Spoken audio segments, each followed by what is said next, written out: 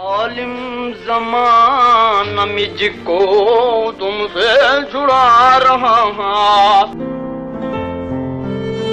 ਪੰਜਾਬੀ ਫਿਲਮਾਂ ਨੂੰ ਨਵਾਂ ਰੰਗ ਦੇਣ ਵਾਲੇ ਮਹਾਨ ਫਨਕਾਰ ਮੁਨੱਵਰ ਜ਼ਰੀਫ ਹੋਰਾਂ ਦਾ ਜਨਮ ਦਸੰਬਰ 5, 1940 ਨੂੰ ਲਾਹੌਰ ਵਿੱਚ ਹੋਇਆ। ਉਹਨਾਂ ਦੇ ਵੱਡੇ ਵੀਰ ਜ਼ਰੀਫ ਹੋਰੀ ਫਿਲਮਾਂ ਵਿੱਚ ਆਪਣਾ ਖਾਸ ਮੁਕਾਮ ਰੱਖਦੇ ਸਨ। ਉਹਨਾਂ ਤੋਂ ਮੁਤਾਸਰ ਹੋ ਕੇ ਮੁਨੱਵਰ ਹੋਰਾਂ ਵੀ ਫਿਲਮਾਂ ਦਾ ਰੁਖ ਕੀਤਾ ਤੇ ਆਪਣੇ ਵੱਖਰੇ ਅੰਦਾਜ਼ ਪਾਰੋਂ ਬਹੁਤ ਛੇਤੀ ਪਹਿਚਾਨ ਬਣਾ ਲਈ।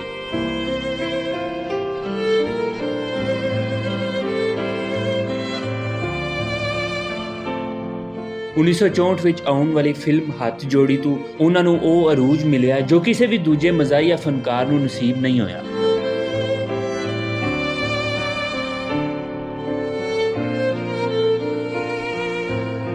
ਮੁਨੱਵਰ ਜ਼ਰੀਫ ਤੇ ਰੰਗੀਲੇ ਦੀ ਜੋੜੀ ਬਣੀ ਤੇ ਪੰਜਾਬੀ ਫਿਲਮਾਂ ਦਾ ਮਜ਼ਾਜ ਹੀ ਬਦਲ ਗਿਆ। ਉਹਨਾਂ ਦੋਵਾਂ ਰਲ ਕੇ ਇੱਕ ਤੋਂ ਵੱਧ ਇੱਕ ਸ਼ਾਨਦਾਰ ਫਿਲਮ ਦਿੱਤੀ। ਜੀਰਾ ਬਲੇਡ, ਸ਼ਰੀਫ ਬਦਮਾਸ਼, ਰੰਗੀਲਾ ਤੇ ਮੁਨੱਵਰ ਜ਼ਰੀਫ ਸਣੇ ਉਹਨਾਂ ਦੀਆਂ 100 ਤੋਂ ਵੱਧ ਅਜਿਹੀਆਂ ਫਿਲਮਾਂ ਨੇ ਜਿਨ੍ਹਾਂ ਵਿੱਚ ਵੱਖੋ-ਵੱਖ ਕਿਰਦਾਰ ਅਦਾ ਕੀਤੇ। ਮੁਨੱਵਰ ਜ਼ਰੀਫ ਨੇ ਮਜ਼ਾਹੀਆ ਕਿਰਦਾਰਾਂ ਦੇ ਨਾਲ-ਨਾਲ ਦੁੱਖ ਭਰੇ ਕਿਰਦਾਰਾਂ ਰਾਹੀਂ ਵੀ ਨਾਂ ਕਮਾਇਆ। ਉਹਨਾਂ ਦੀ ਅਦਾਕਾਰੀ ਜਿੱਥੇ ਹਾਸਿਆਂ ਦੀ ਪਟਾਰੀ ਖੋਲਦੀ, ਉੱਥੇ ਕਈ ਵਾਰੀ ਅੱਖਾਂ ਵਿੱਚ ਹੰਝੂ ਵੀ ਲੈ ਆਉਂਦੇ।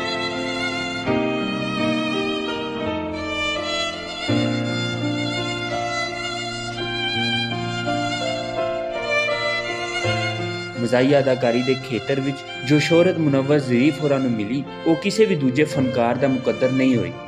मुसलमान भाई सलाम अलैकुम। आओ जी खान साहब, लो नसवार ਦਾ ਖਰਚਾ ਵੀ ਪਿਆ ਜੀ।